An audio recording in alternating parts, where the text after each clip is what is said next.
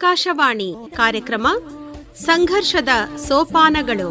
ತಾಯಿ ಭಾರತಿಗೆ ದೀಪೋತ್ಸವ, ನಮ್ಮ ನೆಲದ ಬೆಳಕೋತ್ಸವ. ಭಾರತದ ಸ್ವಾತಂತ್ರ್ಯ ಆಂದೋಲನದ ವಿಶೇಷವೆಂದರೆ, ಒಂದು ಕಡೆ ಮಹಾತ್ಮ ಗಾಂಧೀಜಿಯವರ ನೇತೃತ್ವದ ಅಹಿಂಸಾತ್ಮಕ ಚಳುವಳಿಯಲ್ಲಿ ಜನಸಾಮಾನ್ಯರು ಅನೇಕರು ಭಾಗವಹಿಸಿದರು. ಇನ್ನೊಂದೆಡೆ ವೀರ ಸಾವರ್ಕರರ ಪ್ರೇರಣೆಯಿಂದ ಸಶಸ್ತ್ರ ಹೋರಾಟದ ಕ್ರಾಂತಿಕಾರಿಗಳ ದಂಡೆ ಸಿದ್ಧವಾಗಿತ್ತು. ಅಂತೆಯೇ ನೇತಾಜಿ ಸುಭಾಷ್ ಚಂದ್ರ ಬೋಸರ ನೇತೃತ್ವದಲ್ಲಿ ಆಜಾದ್ ಹಿಂದ್ ಸೈನ್ಯ ಬ್ರಿಟಿಷರ ಪಡೆಗಳನ್ನು ಸದೆಬಡಿದು ಅಂಡಮಾನ್ ನಿಕೋಬಾರ್ ದ್ವೀಪದಲ್ಲಿ ಸ್ವತಂತ್ರ ಸರ್ಕಾರವನ್ನೇ ರಚಿಸಿತ್ತು. ಆಜಾದ್ ಹಿಂದ್ ಫೌಜ್ ಭಾರತದ ಸ್ವಾತಂತ್ರ್ಯಕ್ಕಾಗಿ ಸಂಪೂರ್ಣವಾಗಿ ವಿದೇಶದಲ್ಲಿಯೇ ಸಿದ್ಧವಾದ ಸೈನ್ಯ. ಭಾರತದ ಸ್ವಾತಂತ್ರ್ಯ ಪ್ರಾಪ್ತಿಯಲ್ಲಿ ಕ್ರಾಂತಿಕಾರಿಗಳ ಪಾತ್ರವು ಮಹತ್ವದ್ದೇ. 1905ರಿಂದ 1910ರವರೆಗೆ ಭಾರತದ ಸ್ವಾತಂತ್ರ್ಯಕ್ಕಾಗಿ ಬ್ರಿಟಿಷ್ ಸತ್ತೆಯ ಮುಕ್ತಾಯಕ್ಕಾಗಿ ಇಂಗ್ಲೆಂಡಿನಲ್ಲಿ ನಡೆದ ಕ್ರಾಂತಿಕಾರಿ ಚಟುವಟಿಕೆಗಳ ಕೇಂದ್ರವಾಗಿತ್ತು ಉತ್ತರ ಲಂಡನ್ನ ಹೈಗೇಟ್ ಹತ್ತಿರದ ಇಂಡಿಯಾ ಹೌಸ್.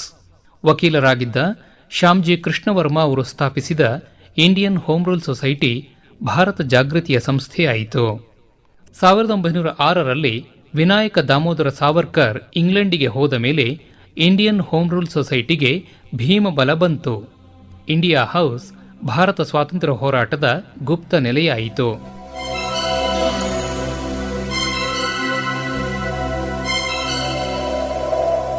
ಕ್ರಾಂತಿಕಾರಿಗಳ ಮಾನಸಿಕ ಬದ್ಧತೆಯ ಬೌದ್ಧಿಕ ಸಿದ್ಧತೆಯ ಕೇಂದ್ರವಾಯಿತು. ತರಬೇತಿಗೂ ನೆಲೆಯಾಯಿತು. ಕರ್ಜನ್ ವೈಲಿಯ ಬಲಿ ತೆಗೆದುಕೊಂಡ ಮದನ್ಲಾಲ್ ಧಿಂಗ್ರಾ ಸಾವರ್ಕರರ ಮಾರ್ಗದರ್ಶನದಲ್ಲಿ ಬೆಳೆದ ಕ್ರಾಂತಿಕಾರಿ. ಸಿಂಹದ ಗುಹೆಯನ್ನು ಹೊಕ್ಕು ಅದರ ಹಲ್ಲುಗಳನ್ನೆಣಿಸಿದ ಸಾಹಸ ಅದಾಗಿತ್ತು. ಲಂಡನ್ನಿನ ಗ್ರಂಥಾಲಯಗಳಲ್ಲಿ ಲಭ್ಯವಿದ್ದ ಅಧಿಕೃತ ದಾಖಲೆಗಳನ್ನು ಆಧರಿಸಿ ಸಾವರ್ಕರ್ ಬರೆದ the Indian war of independence ಈ ಪುಸ್ತಕ ಭಾರತೀಯರ ಸ್ವಾಭಿಮಾನವನ್ನ ಬಡಿದೆಬ್ಬಿಸಿತು. 1909ರಲ್ಲಿ ಪ್ರಕಟವಾದ ಈ ಪುಸ್ತಕಕ್ಕೆ ಬ್ರಿಟಿಷ್ ಸತ್ತೆ ನಿಷೇಧ ಹೇರಿತು. 1857ರ ಹೋರಾಟವನ್ನು ಸಿಪಾಯಿ ದಂಗೆ ಎಂದು ಬ್ರಿಟಿಷರು ಕರೆದಿದ್ದರು.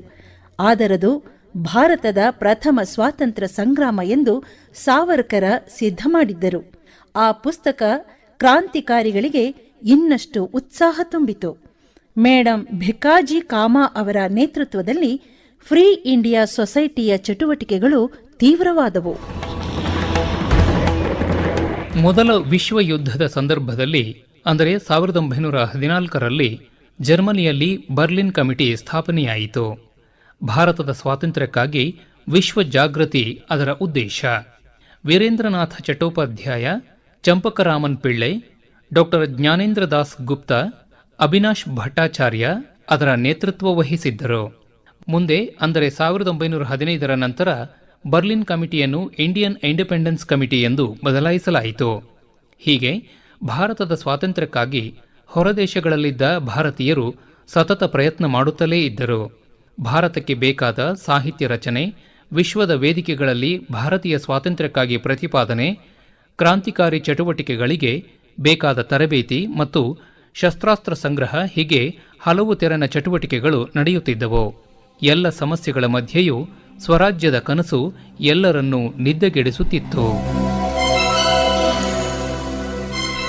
ಬ್ರಿಟಿಷ್ ಆಡಳಿತ ವಿರೋಧಿ ಎನ್ನುವ ತಲೆಬರಹದಡಿಯಲ್ಲಿ ಬರೆಯುತ್ತಿದ್ದ ಘದರ್ ಎನ್ನುವ ವಾರಪತ್ರಿಕೆ ಅಮೆರಿಕಾದಲ್ಲಿ ಪ್ರಕಟವಾಗುತ್ತಿತ್ತು.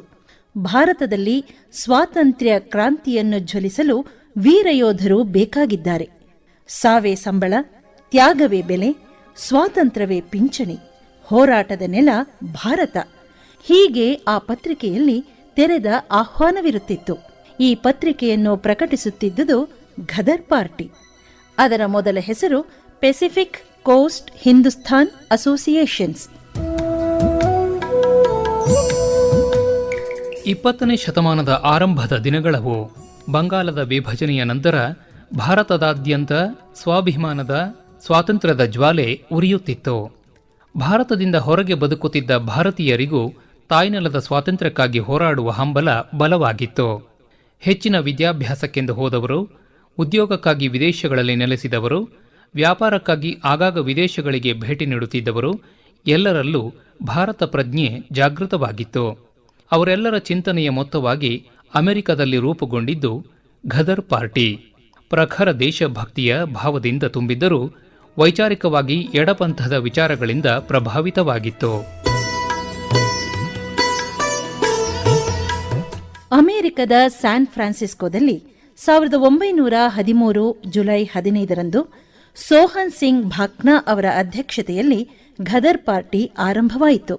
ಲಾಲಾ ಹರದಯಾಳ್ ಸಂಚಾಲಕರಾಗಿದ್ದರು. ವಿಶೇಷವಾಗಿ ಪಂಜಾಬದಿಂದ ಬಂದಿರುವವರು ಹೆಚ್ಚು ಸಂಖ್ಯೆಯಲ್ಲಿದ್ದರು. 1914ರಿಂದ 1917ರವರೆಗೆ ಬ್ರಿಟಿಷ್ ವಸಾಹತುಶಾಹಿ ವಿರುದ್ಧ ನಿರಂತರ ಹೋರಾಟ ಮಾಡಿತು. ಭಗತ್ ಸಿಂಗ್ ಈ ಹೋರಾಟದ ಫಲ. ಭಾರತೀಯರನ್ನು ಹೊತ್ತು ಬಂದಿದ್ದ ಕೋಮಟಗಮಾರು ಎಂಬ ಹಡಗು ಕೆನಡಾದಿಂದ ಭಾರತಕ್ಕೆ ಬರುತ್ತಿತ್ತು. ಆ ಹಡಗಿನಲ್ಲಿ ಬಂದವರನ್ನು ಬ್ರಿಟಿಷ್ ಬಲ ಸದೆಬಡಿಯಲು ಯತ್ನಿಸಿತು. ಅದೇ ಘದರ್ ಹೋರಾಟಕ್ಕೆ ಮೂಲವಾಯಿತು. ಸಂಘಟನೆ, ಪತ್ರಿಕೆ, ವೈಚಾರಿಕ ಕ್ರಾಂತಿಗಳ ಮೂಲಕ ಭಾರತದ ಕುರಿತು ವಿಶ್ವದಲ್ಲಿ ಜಾಗೃತಿ ಮೂಡಿಸುವಲ್ಲಿ ಘದರ್ ಪಾರ್ಟಿಯ ಶ್ರಮ ದೊಡ್ಡದು. ಆಗಿನ ಜರ್ಮನಿ ಮತ್ತು ಒಟ್ಟೋಮನ್ ಸಾಮ್ರಾಜ್ಯಗಳ ಸಹಾಯವೂ ಘದರ್ ಪಾರ್ಟಿಗೆ ದೊರಕಿತ್ತು. ಮೊದಲ ವಿಶ್ವಯುದ್ಧದ ನಂತರ ಬ್ರಿಟಿಷ್ ಆಡಳಿತ ಈ ಹೋರಾಟವನ್ನು ಹತ್ತಿಕ್ಕುವಲ್ಲಿ ಬಹಳ ಪ್ರಯತ್ನಿಸಿತು. ಬಹುಮಟ್ಟಿಗೆ ಯಶಸ್ವಿಯೂ ಆಯಿತು. ದೇಶಭಕ್ತಿ ಮತ್ತು ಸಮಾಜವಾದಿ ಚಿಂತನೆಗಳ ಅಪರೂಪದ ಸಂಯೋಗವಾಗಿದ್ದ ಘದರ್ ಪಾರ್ಟಿ ದೇಶದ ಎಲ್ಲರ ನೆನಪಿನಲ್ಲಿ ಉಳಿದಿರುವುದು ಕ್ರಾಂತಿಕಾರಿ ಭಗತ್ ಸಿಂಗ್ನಿಂದಾಗಿ. ಭಾರತದ ಬಿಡುಗಡೆಗಾಗಿ ನಗುನಗುತ್ತಾ ನೇಣಿಗೇರಿದ ಈ ಹುತಾತ್ಮನ ಬದುಕು ಇಂದಿಗೂ ಭಾರತೀಯ ಯುವಕರಿಗೆ ತ್ಯಾಗದ ಸ್ಫೂರ್ತಿಯಾಗಿದೆ. ಭಗತ್ ಸಿಂಗ್ ಎಂದ ತಕ್ಷಣ ಭಾರತ ಭಕ್ತಿ ಜಾಗೃತವಾಗುತ್ತದೆ.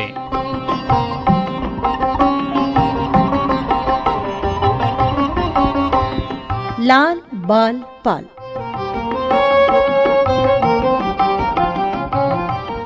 ಭಾರತ ಒಂದು ರಾಷ್ಟ್ರವೇ ಅಲ್ಲ, ಅದಕ್ಕೊಂದು ಏಕತೆಯ ಸೂತ್ರವೇ ಇಲ್ಲ.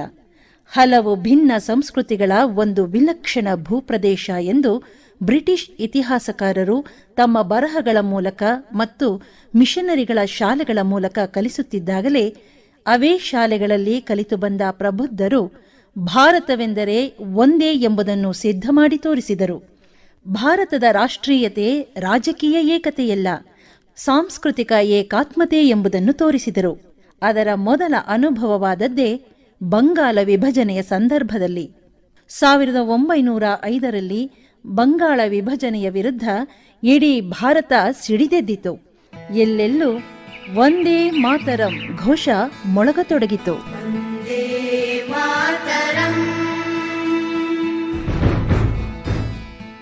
ಆ ಕಾಲದಲ್ಲಿ ಮೂಡಿಬಂದ ಲಾಲ್ ಬಾಲ್ ಪಾಲ್ ಎಂಬ ತ್ರಿಮೂರ್ತಿ ನಾಯಕತ್ವ ಸ್ವದೇಶಿ ಮತ್ತು ಸ್ವಾವಲಂಬಿ ಭಾರತದ ಪರಿಕಲ್ಪನೆಯನ್ನು ಮುಂದಿಟ್ಟಿತು. 1905ರಿಂದ 1918ರವರೆಗೆ ಈ ಮೂರು ನಾಯಕರ ನೇತೃತ್ವ ದೇಶದ ಸ್ವಾತಂತ್ರ್ಯ ಹೋರಾಟಕ್ಕೆ ದೊರಕಿತು. ಲಾಲಾ ಲಜಪತ್ ರಾಯ್ ಪಂಜಾಬಿನವರು. ಪಂಜಾಬ್ ಕೇಸರಿ ಎನ್ನುವ ಬಿರುದಿಗೆ ಪಾತ್ರರಾದವರು. ಲಾಹೋರಿನಲ್ಲಿ ಓದಿ ವಿದೇಶಗಳಲ್ಲೂ ಓಡಾಡಿ ಭಾರತದ ಬಿಡುಗಡೆಗೆ ಉಗ್ರವಾದ ಹೋರಾಟವನ್ನು ಸಂಘಟಿಸುವಲ್ಲಿ ನಿರಂತರ ಹೋರಾಡಿದವರು. ಲಾಲಾ ಲಜಪತ್ ರಾಯ್ ನಿಶ್ಶಸ್ತ್ರ ಹೋರಾಟದ ಮುಂಚೂಣಿಯಲ್ಲಿದ್ದಾಗಲೇ ಪೊಲೀಸರ ಲಾಠಿ ಹೊಡೆತಕ್ಕೆ ತುತ್ತಾದರು. ಅದರ ಪರಿಣಾಮದಿಂದ ಅಸುನೀಗಿದರು. ಪಂಜಾಬ್ ನ್ಯಾಷನಲ್ ಬ್ಯಾಂಕ್ ಅವರು ಸ್ಥಾಪಿಸಿದ ಬ್ಯಾಂಕ್. ದೇಶವನ್ನು ಎಲ್ಲ ರೀತಿಯಿಂದಲೂ ಸ್ವಾವಲಂಬಿಯಾಗಿಸುವ ದೂರದೃಷ್ಟಿ ಅವರದಾಗಿತ್ತು. ಭಾರತದ ಅಸಂತೋಷದ ಜನಕ ಎಂದೇ ಕರೆಸಿಕೊಂಡಿದ್ದ ಲೋಕಮಾನ್ಯ ಬಾಲಗಂಗಾಧರ ತಿಲಕರದು ಲೋಕೋತ್ತರ ವ್ಯಕ್ತಿತ್ವ. ಗಣಿತದ ಮಹಾವಿದ್ವಾಂಸ, ತತ್ವಶಾಸ್ತ್ರದ ಪಂಡಿತ, ಪ್ರಭಾವಿ ಶಿಕ್ಷಕ, ಜಾಗೃತ ಪತ್ರಕರ್ತ, ಪ್ರಖರ ರಾಷ್ಟ್ರಭಕ್ತ, ಭಗವದ್ಗೀತೆಗೆ ಭಾಷ್ಯ ಬರೆದ ಆಧ್ಯಾತ್ಮಜೀವಿ. ಸ್ವಾತಂತ್ರ್ಯ ನನ್ನ ಜನ್ಮಸಿದ್ಧ ಹಕ್ಕು, ಅದನ್ನು ಪಡೆದೇ ಪಡೆಯುತ್ತೇನೆ ಎಂದು ಗುಡುಗಿದ ನೇತಾರ. 20ನೇ ಶತಮಾನದ ಆರಂಭದ ದಶಕದಲ್ಲಿ ಸ್ವಾತಂತ್ರ್ಯ ಚಳುವಳಿಗೆ ಇಡೀ ಭಾರತಕ್ಕೆ ಮಾರ್ಗದರ್ಶನ ನೀಡಿದವರು. ಸಂಪೂರ್ಣ ಸ್ವರಾಜ್ಯ ಕಲ್ಪನೆಯನ್ನು ಮಂಡಿಸಿದ ಮೇಧಾವಿ. ಬ್ರಿಟಿಷ್ ವಸ್ತುಗಳ ಬಹಿಷ್ಕಾರಕ್ಕೆ ಕರೆಕೊಟ್ಟು ಎಲ್ಲ ಕ್ಷೇತ್ರಗಳಲ್ಲೂ ಅಸಹಕಾರವನ್ನು ಹುಟ್ಟುಹಾಕಿದ ಮೊದಲಿಗರು. ಸಾರ್ವಜನಿಕ ಗಣೇಶೋತ್ಸವದ ಮೂಲಕ ಭಾರತೀಯ ಶ್ರದ್ಧೆಯನ್ನೇ ಚಳುವಳಿಯ ವೇದಿಕೆಯಾಗಿ ಪರಿವರ್ತಿಸಿದ ಜನನಾಯಕ. ಅನೇಕ ಬಾರಿ ಜೈಲು ಶಿಕ್ಷೆ ಅನುಭವಿಸಿದರು. ಮಂಡಾಲೆ ಸೆರೆಮನೆಯಲ್ಲಿ ಕರಿನೀರಿನ ಶಿಕ್ಷೆಯೂ ಅವರ ಪಾಲಿಗೆ ಬಂತು. ಸ್ವದೇಶಿ ಚಳುವಳಿಯನ್ನು ಆರಂಭಿಸಿದ ಕೀರ್ತಿ ಬಾಲಗಂಗಾಧರ ತಿಲಕರದ್ದು. ಭಾರತೀಯ ಸ್ವಾತಂತ್ರ್ಯ ಚಳುವಳಿಗೆ ತಾತ್ವಿಕ ಅಡಿಪಾಯ ಹಾಕಿದ್ದು, ಅಖಿಲ ಭಾರತ ವ್ಯಾಪ್ತಿಯನ್ನು ನೀಡಿದ್ದು ತಿಲಕರೇ.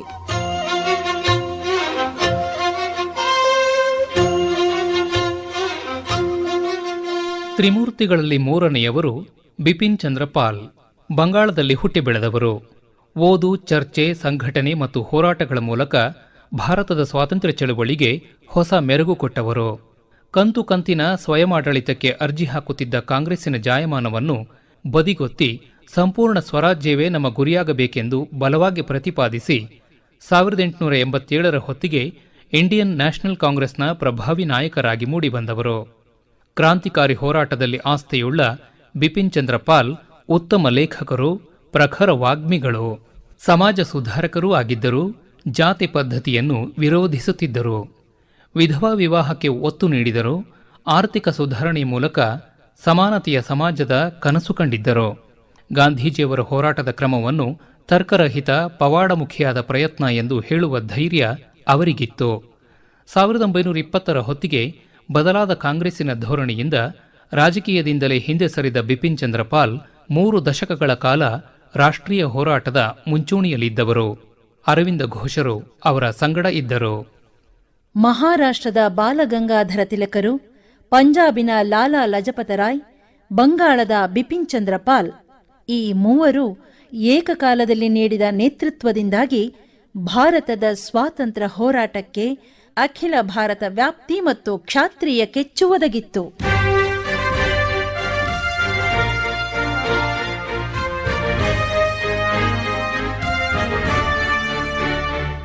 ಮೈಸೂರು ಪ್ರಾಂತದಲ್ಲಿ ಆರಂಭವಾದ ಸ್ವಾತಂತ್ರ್ಯ ಚಳವಳಿ ಕುರಿತು ಮಾತನಾಡಿದ್ದಾರೆ ಸ್ವಾತಂತ್ರ್ಯ ಹೋರಾಟಗಾರ ಪ್ರೊಫೆಸರ್ ಬಿಆರ್ ಪ್ರಾಣೇಶರಾವ್. ಈ ಸ್ವಾತಂತ್ರ್ಯ ಹೋರಾಟದ ಇತಿಹಾಸದಲ್ಲಿ ಮೈಸೂರು ನಗರ ಒಂದು ಅಪ್ರತಿಮವಾದಂತಹ ಸ್ಥಾನವನ್ನು ಹೊಂದಿದೆ. 1919 ಆದಮೇಲೆ 1920ರಲ್ಲಿ ಲೋಕಮಾನ್ಯ ತಿಲಕರು ತೀರಿಕೊಂಡರು.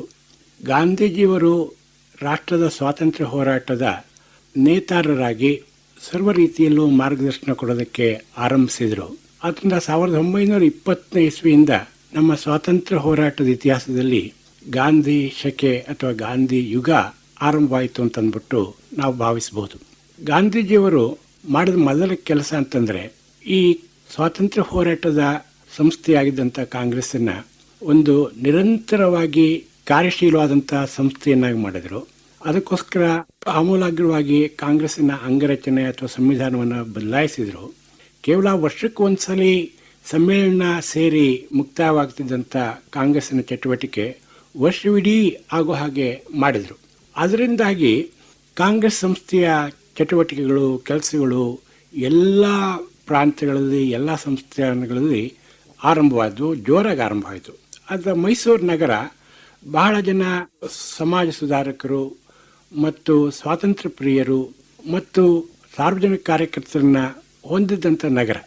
ಆದ್ದರಿಂದ ಮೈಸೂರು ನಗರ ಇದರಲ್ಲಿ ನಮ್ಮ ಹಳೆ ಮೈಸೂರು ಸಂಸ್ಥಾನದಲ್ಲೇ ಪ್ರಥಮವಾಗಿ ಸ್ವಾತಂತ್ರ್ಯ ಹೋರಾಟದ ಚಟುವಟಿಕೆಗಳನ್ನು ಆರಂಭಿಸೋದಕ್ಕೆ ಒಂದು ನಾಂದಿಯನ್ನು ಹಾಡಿತು.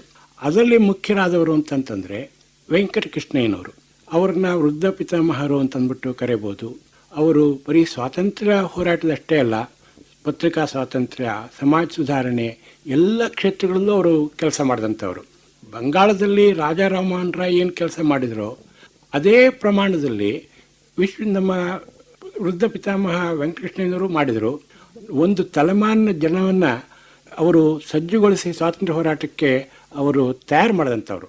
ಅವರಿಂದ ಸ್ಫೂರ್ತಿ ಪಡೆದವರು ಅನೇಕ ಜನ, ತಗಳೂರು ರಾಮಚಂದ್ರಾಯರು, ಅಗರಂ ರಂಗಯ್ಯನವರು, ಎನ್ ಜೋಯಿಸರು, ಹೀಗೆ ಒಂದು ತಲೆಮಾರನ್ನೇ ಅವರು ಈ ಕಾರ್ಯಕ್ಕೆ ತೊಡಗಿಸಿದರು. ಹಾಗಾಗಿ ಸ್ವಾತಂತ್ರ್ಯ ಹೋರಾಟದ ಚಟುವಟಿಕೆಗಳು 1920ನೇ ಇಸ್ವಿನಲ್ಲಿ ಮೈಸೂರಿನಲ್ಲಿ ಚುರುಕಾಗಿ ಶುರುವಾಯಿತು. 1928ನೇ ಇಸ್ವಿನಲ್ಲಿ ವೆಂಕಟಕೃಷ್ಣಯ್ಯನವರ ಅಧ್ಯಕ್ಷತೆಯಲ್ಲಿ ಪ್ರಥಮವಾಗಿ ಮೈಸೂರು ಸ್ಟೇಟ್ ಕಾಂಗ್ರೆಸ್ ಅಂತ ಸೇರಿತ್ತು. ಅದರ ಅಧಿವೇಶನ ಮೈಸೂರಲ್ಲೇ ಆಯಿತು. ಪ್ರಪ್ರಥಮವಾಗಿ ಮೈಸೂರು ಸಂಸ್ಥಾನಕ್ಕೆ ಈ ಜವಾಬ್ದಾರಿ ಸರ್ಕಾರ ಬರಬೇಕು ಅಂತ ಘೋಷಣೆ ಮಾಡಿದಂಥವರು ವೆಂಕಟಕೃಷ್ಣಯ್ಯನವರು. ಒಂದು ಮೈಸೂರು ಸಂಸ್ಥಾನದಲ್ಲಿ ಒಂದು ವಿಶಿಷ್ಟವಾದಂಥ ರೀತಿಯಲ್ಲಿ ಸ್ವಾತಂತ್ರ್ಯ ಹೋರಾಟ ನಡಿಬೇಕಾಯಿತು. ಹಾಗೆ ಎಲ್ಲ ದೇಶೀಯ ಸಂಸ್ಥಾನಗಳಲ್ಲೂ ವಿಶಿಷ್ಟವಾಗಿ ಹೋರಾಟ ನಡಿಬೇಕಾಯಿತು. ಕಾರಣ ಏನಂತಂದ್ರೆ, ಅಖಿಲ ಭಾರತ ಕಾಂಗ್ರೆಸ್ ಸಮಿತಿ ತನ್ನ ಸ್ವಾತಂತ್ರ್ಯ ಹೋರಾಟದ ಎಲ್ಲ ಪ್ರಕ್ರಿಯೆಗಳನ್ನು ಬ್ರಿಟಿಷ್ ಇಂಡಿಯಾ ಅಂತ ಏನು ಕರೀತಿದ್ರು, ಅಥವಾ ನೇರವಾಗಿ ಬ್ರಿಟಿಷರ ಆಡಳಿತ ನಡೆಸ್ತಾ ಇದ್ದಂಥ ಪ್ರಾಂತಗಳಲ್ಲಿ ಮಾತ್ರ ನೇರವಾಗಿ ಹೋರಾಟ ಮಾಡ್ತಾ ಇದ್ರು. ಕಾಂಗ್ರೆಸ್ಸಿನ ಆಶ್ರಯದಲ್ಲಿ ಹೆಸರಿನಲ್ಲಿ ಮಾಡ್ತಿದ್ರು. ಆದರೆ 565 ಸಂಸ್ಥಾನಗಳು ಇದ್ವಲ್ಲ, ಒಂದೊಂದು ಸಂಸ್ಥಾನದ ಪರಿಸ್ಥಿತಿ ಬೇರೆ ಇತ್ತು. ಕೆಲವು ಮುಂದುವರೆದ ಸಂಸ್ಥಾನಗಳು, ಕೆಲವು ಹಿಂದುಳಿದ ಸಂಸ್ಥಾನಗಳು ಒಂದೊಂದು ವಿಶಿಷ್ಟವಾಗಿದ್ದರಿಂದ ಗಾಂಧೀಜಿಯವರು ಹೇಳಿದ್ರು, ಕಾಂಗ್ರೆಸ್ ಸಮಿತಿಯವರು ಹೇಳಿದ್ರು, ನೇರವಾಗಿ ಆಲ್ ಇಂಡಿಯಾ ಕಾಂಗ್ರೆಸ್ ಕಮಿಟಿಯವರು ಸಂಸ್ಥಾನಗಳಲ್ಲಿ ಹೋರಾಟಕ್ಕೆ ಇಳಿಬಾರದು. ಈ ಸಂಸ್ಥಾನಗಳ ಅವರ ಜನಶಕ್ತಿಯನ್ನು ಬೆಳೆಸ್ಕೊಂಡು ಅವರು ನೇರವಾಗಿ ಹೋರಾಟ ಮಾಡಲಿ, ಆದರೆ ಕಾಂಗ್ರೆಸ್ ಹೆಸರಿಟ್ಕೊಂಡು ಅಖಿಲ ಭಾರತ ಕಾಂಗ್ರೆಸ್ ಹೆಸರಿನಲ್ಲಿ ಏನೂ ಚಟುವಟಿಕೆಗಳು ಮಾಡಿಕೊಡೋದು ಅಂತಕ್ಕಂಥ ಒಂದು ನಿರ್ಬಂಧ ಇತ್ತು. ಆದ್ದರಿಂದ ನಮ್ಮ ಮೈಸೂರು ಸಂಸ್ಥಾನದ ಸ್ವಾತಂತ್ರ್ಯ ಹೋರಾಟಗಾರರಿಗೆ ದ್ವಿಮುಖವಾದಂಥ ಹೋರಾಟ ಮಾಡಬೇಕಾಯಿತು. ಒಂದು, ಭಾರತ ರಾಷ್ಟ್ರೀಯ ಕಾಂಗ್ರೆಸ್ನವರು ಹೋರಾಟ ಶುರು ಮಾಡಿದಾಗೆಲ್ಲ ಬಿಡಿಬಿಡಿಯಾಗಿ ಕಾಂಗ್ರೆಸ್ಸಿನ ಒಂದು ಧ್ಯೇಯಕ್ಕೆ ಅವರು ಅಂಟಿಕೊಂಡು ಆ ಹೋರಾಟದಲ್ಲಿ ಬಿಡಿಬಿಡಿಯಾಗಿ ಅವರು ಹೋರಾಟಕ್ಕೆ ಸೇರಬೇಕಾಗಿತ್ತು. ಆ ರೀತಿ ಸಂಪಿಗೆ ವೆಂಕಟಪತಯ್ಯನವರು, ಜೋಯಿಸ್ರವರು, ಅಗ್ರಂ ರಂಗಯ್ಯನವರು, ತಗಡು ರಾಮಚಂದ್ರ ಅನೇಕ ಜನ ಬಿಡಿಬಿಡಿಯಾಗಿ ಹೋರಾಟ ಮಾಡ್ತಿದ್ರು. ಆದರೆ ಸಂಸ್ಥಾನದಲ್ಲಿ ಕಾಂಗ್ರೆಸ್ ಹೆಸರಿನಲ್ಲಿ ಹೋರಾಟ ಮಾಡೋದಕ್ಕೆ ಅವಕಾಶ ಇಲ್ಲದರಿಂದ ಮೈಸೂರು ಸ್ಟೇಟ್ ಕಾಂಗ್ರೆಸ್ ಅಂತಂದು ಶುರು ಮಾಡಿದ್ರು 1928ನೇ ಇಸ್ವಿಯಲ್ಲಿ. ಅದಾದಮೇಲೆ ಜೊತೆಯಲ್ಲಿ ಏನಾಯಿತು ಅಂತಂದರೆ, ಈ ಹಿಂದುಳಿದ ವರ್ಗಗಳ ಹೋರಾಟ ಇಲ್ಲಿ ನಡೀತಾ ಇತ್ತು. ಹಿಂದುಳಿದ ವರ್ಗದವರಿಗೆ ನ್ಯಾಯ ಸಿಕ್ಕಬೇಕು, ಆಮೇಲಿಂದ ಅವರಿಗೆ ಸರ್ಕಾರದಲ್ಲಿ ಸ್ಥಾನಮಾನ ದೊರಕಬೇಕು, ರಿಸರ್ವೇಷನ್ ಸಿಕ್ಕಬೇಕು ಅಂತಕ್ಕಂಥ, ಅದು ರಾಜಕೀಯಕ್ಕಿಂತ ಹೆಚ್ಚಾಗಿ ಈ ಸ್ಥಾನಮಾನಗಳನ್ನು ಏರಿಸೋ ದೃಷ್ಟಿಯಿಂದ ಹಿಂದುಳಿದ ವರ್ಗಗಳ ಚಳವಳಿ ನಡೀತಿತ್ತು. ಅದರಲ್ಲಿ ಪ್ರಜಾ ಮಿತ್ರ ಮಂಡಳಿ, ಪ್ರಜಾಪಕ್ಷ ಅಂತ 2 ಅಂಗಗಳಿತ್ತು. ಅವು ಕಾಂಗ್ರೆಸ್ ಬೇರೆ ಬೇರೆ ರೀತಿಯಲ್ಲಿ ಕೆಲಸ ಮಾಡ್ತಿತ್ತು. ಆದರೆ 1937ನೇ ಇಸ್ವಿನಲ್ಲಿ ಬ್ರಿಟಿಷ್ ಪ್ರಾಂತ್ಯಗಳಲ್ಲಿ 35ನೇ ಇಸ್ವಿಯ ಕಾನೂನು ಪ್ರಕಾರ ಪ್ರಜಾ ಮಂತ್ರಿಮಂಡಲಗಳು ಬಂದಾಗ ಅದರ ಪ್ರಭಾವ ಮೈಸೂರು ಸಂಸ್ಥಾನದ ಮೇಲೂ ಆಯಿತು. ಆಗ ಏನು ಮಾಡಿದ್ರು, ಹೀಗೆ ನಾವು ಪ್ರತ್ಯೇಕವಾಗಿರೋದು ಬೇಡ, ಕಾಂಗ್ರೆಸ್ಸು ಮತ್ತು ಈ ಪ್ರಜಾಪಕ್ಷ ಪ್ರಜಾ ಸಂಯುಕ್ತ ಮಂಡಳಿ ಅಂತ ಆಗ ಸೇರಿ ಬ್ಯಾಕ್ವರ್ಡ್ ಕ್ಲಾಸ್ ಮೂವ್ಮೆಂಟ್ಗಳಿದ್ರು ಅವರೆಲ್ಲ ಈ ಕಾಂಗ್ರೆಸ್ ಸೇರಬೇಕು ಅಂತಕ್ಕಂಥ ಒಂದು ಸಂಕಲ್ಪ ಮಾಡಿದರು. ಅದರಿಂದ ಏನಾಯಿತು, ಅದು ಯಥಾ ಪ್ರಕಾರ ಆ ನಿರ್ಣಯ ಅದನ್ನು ಮೈಸೂರು ನಗರದಲ್ಲಿ ಲಕ್ಷ್ಮೀನಾರಾಯಣ ರಾಯರು ಅಂತ ದೊಡ್ಡ ವಕೀಲರು ಅವ್ರ ಮನೆಯಲ್ಲಾಗಿ, ಕಡೆಗೆ ಯಲಕಪ್ಪಾಚಾರಿ ಛತ್ರದಲ್ಲಿ ಆ ಒಂದು ದೊಡ್ಡ ಸಭೆ ಸೇರಿ ಈ ಮೈಸೂರು ಕಾಂಗ್ರೆಸ್ ಆಗ್ತಕ್ಕಂಥದ್ದು. ಅದರಲ್ಲಿ ಈ ಪ್ರಜಾ ಸಂಯುಕ್ತ ಪಕ್ಷ ಏನಿದೆ ಅದರ ಸದಸ್ಯರು ನಾಯಕರೆಲ್ಲ ಸೇರ್ತಕ್ಕಂಥದ್ದು. ಅದರಲ್ಲಿ ಮುಖ್ಯವಾಗಿದ್ದಂಥ ಒಂದು ಎಚ್ ಸಿ ದಾಸಪ್ಪನವರು, ಚೆನ್ನೈನವರು, ಚೆಂಗಲರಾಯ ರೆಡ್ಡಿಯವರು, ಇವರೆಲ್ಲ ರಾಜ್ಯ ಸಂಸ್ಥಾನದ ಎಲ್ಲ ಕಡೆ ದೊಡ್ಡ ನಾಯಕರಾಗಿದ್ದವರು. ಅವರೆಲ್ಲ ಬಂದಾಗ ಏನಾಯ್ತು, ಈ ಹೋರಾಟದ ಸಂಘಟನೆಗೆ ಮತ್ತು ಪಕ್ಷಕ್ಕೆ ಒಂದು ಮಾಸ್ ಬೇಸ್, ಸಮೂಹದ ತಳೆ ಸಿಕ್ತು. ಅದು ದೊಡ್ಡ ಚರಿತ್ರಾರ್ಹವಾದಂತಹ ಘಟನೆ. ಅದಾದ್ರಿಂದ 1938ನೇ ಇಸ್ವಿನಲ್ಲಿ ಶಿವಪುರದಲ್ಲಿ ಪ್ರಥಮವಾಗಿ ಟಿ ಸಿದ್ದಲಿಂಗಯ್ಯನವರ ಅಧ್ಯಕ್ಷತೆಯಲ್ಲಿ ಕಾಂಗ್ರೆಸ್ ಅಧಿವೇಶನ ಆಯಿತು. ಆಗ ಮಿರ್ಜಾವರ್ ದಿವಾನರಾಗಿದ್ದರು, ನಾಲ್ಮಡಿ ಕೃಷ್ಣರಾಜ ಒಡೆಯರು ನಮ್ಮ ಮಹಾರಾಜರಾಗಿದ್ದರು. ಆಗ ಕಾಂಗ್ರೆಸ್ನ ಸಂಸ್ಥೆ ಹೊಸದಾಗಿ ಅಸ್ತಿತ್ವಕ್ಕೆ ಬಂದು ಇವೆಲ್ಲ ಜನ ಸೇರಿ ಒಂದು ದೊಡ್ಡ ಬೃಹತ್ ಸಮಾವೇಶ ಅಲ್ಲಿ ಏರ್ಪಾಟಾದಾಗ ಅದನ್ನು ಹೇಗಾರ ಶತಾಯಗತಾಯ ನಿಲ್ಲಿಸಬೇಕು ಅಂತಕ್ಕಂಥ ಒಂದು ಸಂಕಲ್ಪ ಸರ್ಕಾರದವರು ತೆಗೆದುಕೊಂಡ್ರು.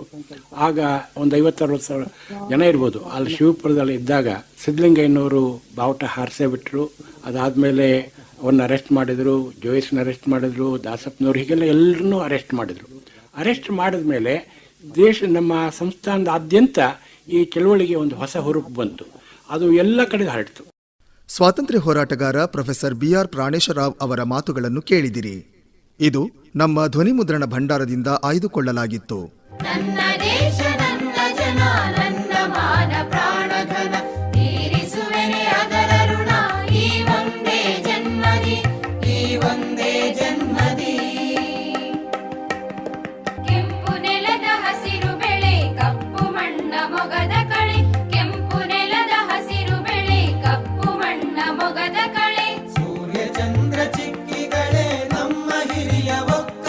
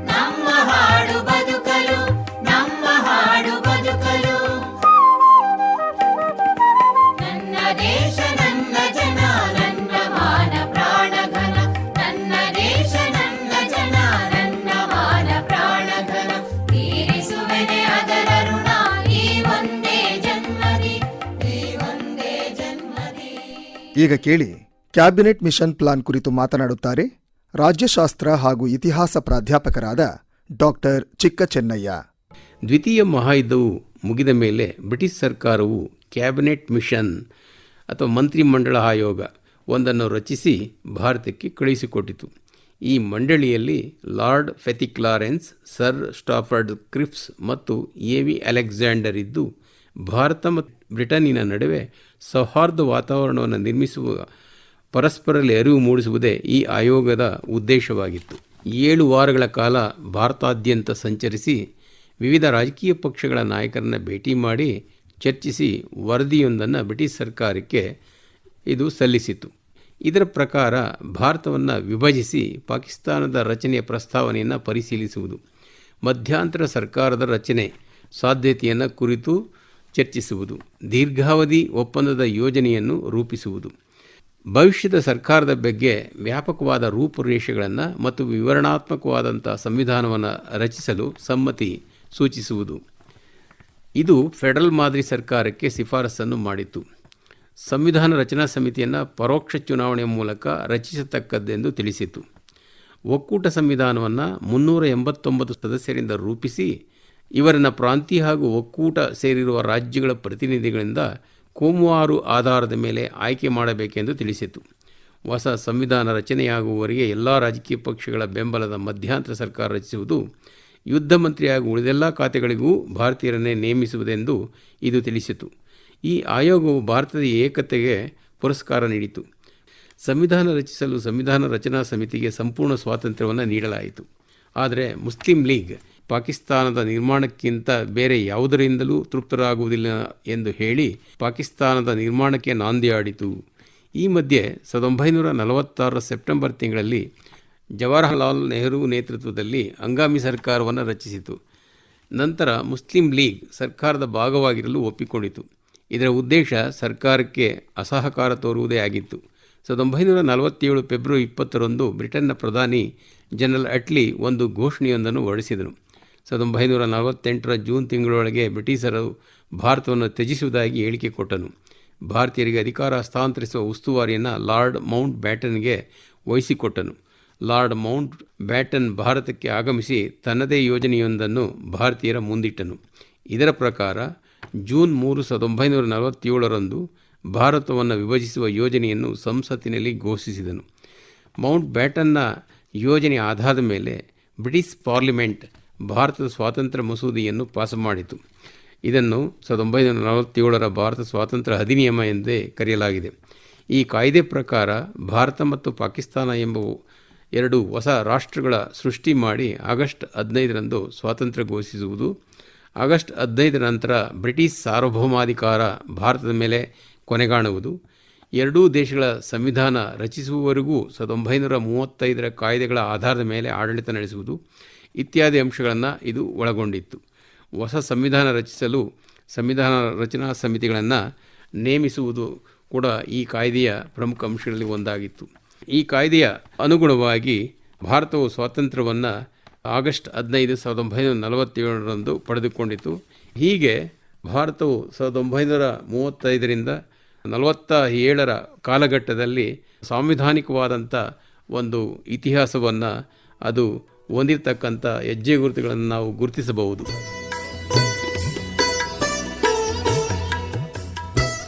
ಕ್ಯಾಬಿನೆಟ್ ಮಿಷನ್ ಪ್ಲಾನ್ ಕುರಿತು ಮಾತನಾಡಿದವರು ಡಾಕ್ಟರ್ ಚಿಕ್ಕ ಚೆನ್ನಯ್ಯ. ಭಾರತವನುಳಿಯುತ್ತ ನನಗೆ ಜೀವನವೆತ್ತ, ಭಾರತವೇ ನನ್ನುಸಿರು ನನ್ನೊಗೆದ ಬಸಿರು. ಭಾರತವನುಳಿಯುತ್ತ ನನಗೆ ಜೀವನವೆತ್ತ, ಭಾರತವೇ ನನ್ನುಸಿರು ನನ್ನೊಗೆದ ಬಸಿರು. ಭಾರತವೇ ಧನ ಧಾನ್ಯ, ಭಾರತವೇ ಮನೆ ಮಾನ್ಯ, ಭಾರತವೇ ಧನ ಧಾನ್ಯ, ಭಾರತವೇ ಮನೆ ಮಾನ್ಯ, ಭಾರತವೇ ದೇವಾಲವೆನ್ನ ಸಂಸಾರ, ಭಾರತವೇ ದೇವಾಲವೆನ್ನ ಸಂಸಾರ. ಭಾರತವನುಳಿಯುತ್ತ ನನಗೆ ಜೀವನವೆತ್ತ, ಭಾರತವೇ ನನ್ನುಸಿರು ನನ್ನ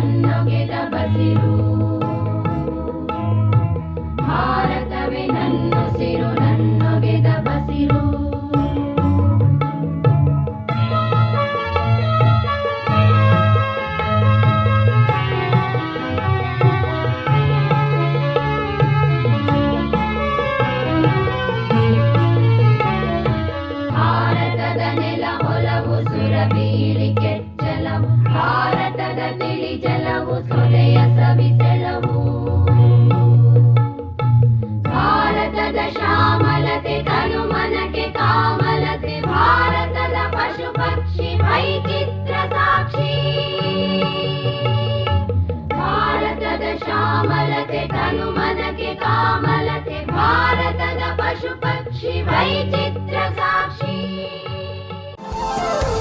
ಸಂಘರ್ಷದ ಸೋಪಾನಗಳು ವಿಶೇಷ ಕಾರ್ಯಕ್ರಮ ಕೇಳಿದಿರಿ.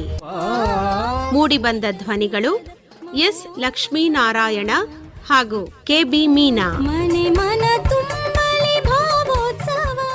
ಪ್ರಸ್ತುತಿ ದಿವಾಕರ ಹೆಗಡೆ.